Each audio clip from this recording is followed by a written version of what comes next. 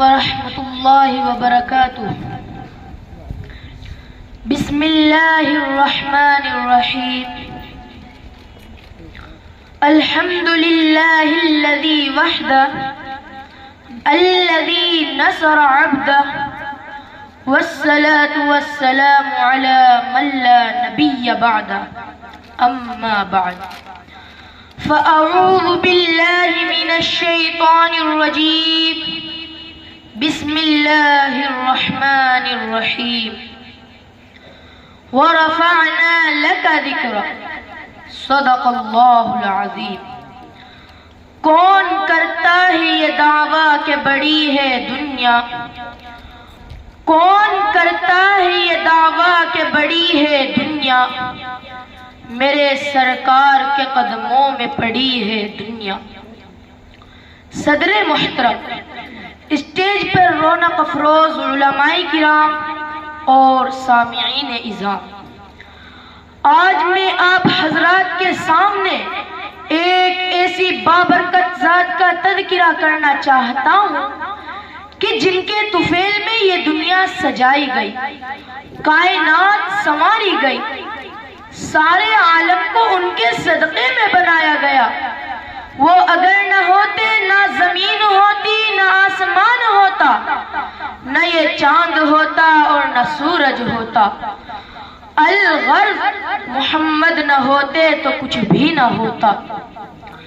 برادران اسلام، ہمارے آقا حضرت محمد الرسول اللہ صلی اللہ علیہ وسلم ہمارے رسول ہیں، سارے انبیاء کے امام ہیں۔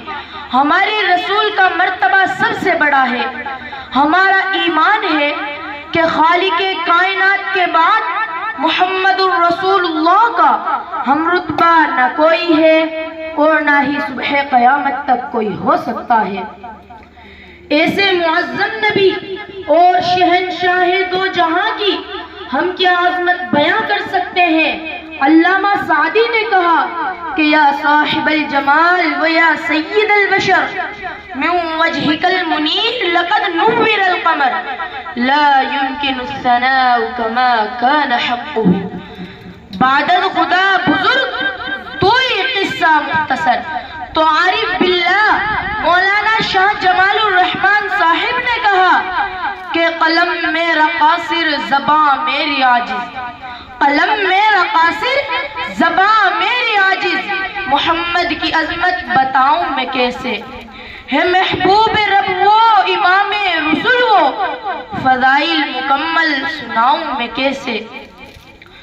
برادران اسلام، ہمارے آقا حضرت محمد الرسول اللہ صلی اللہ علیہ وسلم کی ہر چیز نرالی تھی۔ آپ کا طرز تکلم سب سے پیارا تھا۔ آپ تکلم فرماتے تو یوں محسوس ہوتا کہ جیسے موتی جھڑ رہے ہوں۔ آپ کی زلف مبارک سے سورج اپنی کرنیں بکھیرنا سیکھتا تھا۔ آپ کی دانتوں کی چمک سے چاند بھی شرما جاتا تھا۔ آپ کی نگاہ مبارک جس پر پڑتی وہ سمر جاتا تھا۔ آپ کے ساتھ جو بھی متصف ہوتا وہ پھول بن کر سارے عالم کو معطر کرنے لگتا۔ آپ کی خدمت اقدس میں جو بھی حاضر ہوتا وہ دین و دنیا کی بھلائیاں سمیٹ لیتا۔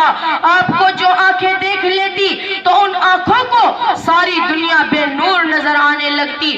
غرض آپ صلی اللہ علیہ وسلم جیسا حسین و جمیل اور با کمال و حلیم نہ پیدا ہوا ہے اور نہ ہی تا قیام قیامت پیدا ہو سکتا ہے۔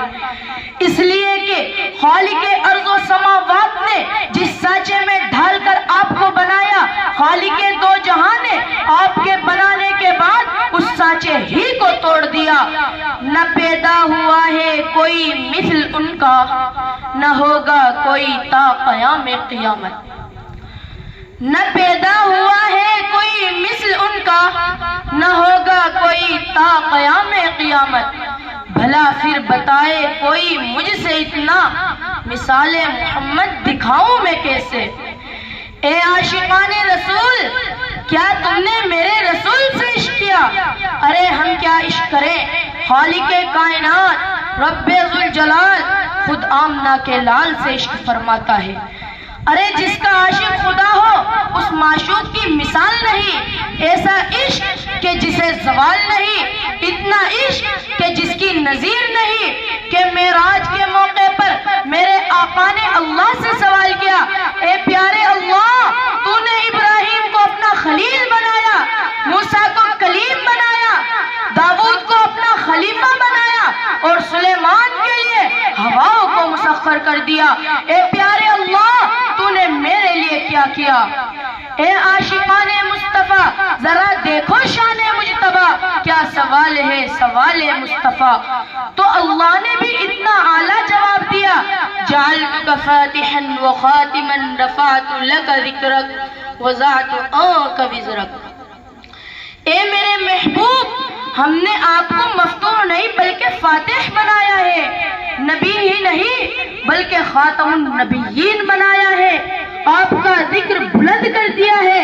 اسی پر بس نہیں، اے میرے محبوب، ہم نے آپ کو وہ دیا ہے جو کسی کو نہیں دیا، وہ یہ ہے جہاں جہاں میرا نام لیا جائے گا اے مصطفیٰ وہاں وہاں آپ کا بھی نام لیا جائے گا، جب بھی لا الہ الا اللہ کہا جائے گا اے مصطفیٰ محمد الرسول اللہ بھی ضرور کہا جائے گا۔ سبحان اللہ۔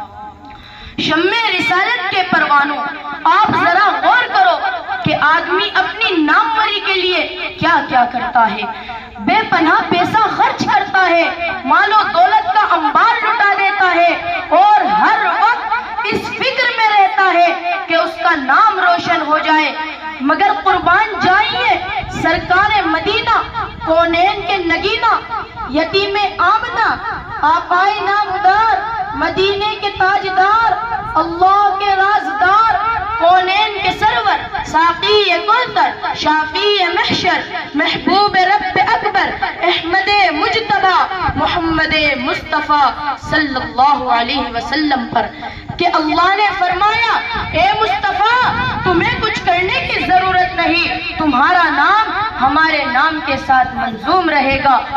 چنانچہ ہم قرآن کریم کا سرسری مطالعہ کرتے ہیں تو پتہ چلتا ہے کہ اللہ نے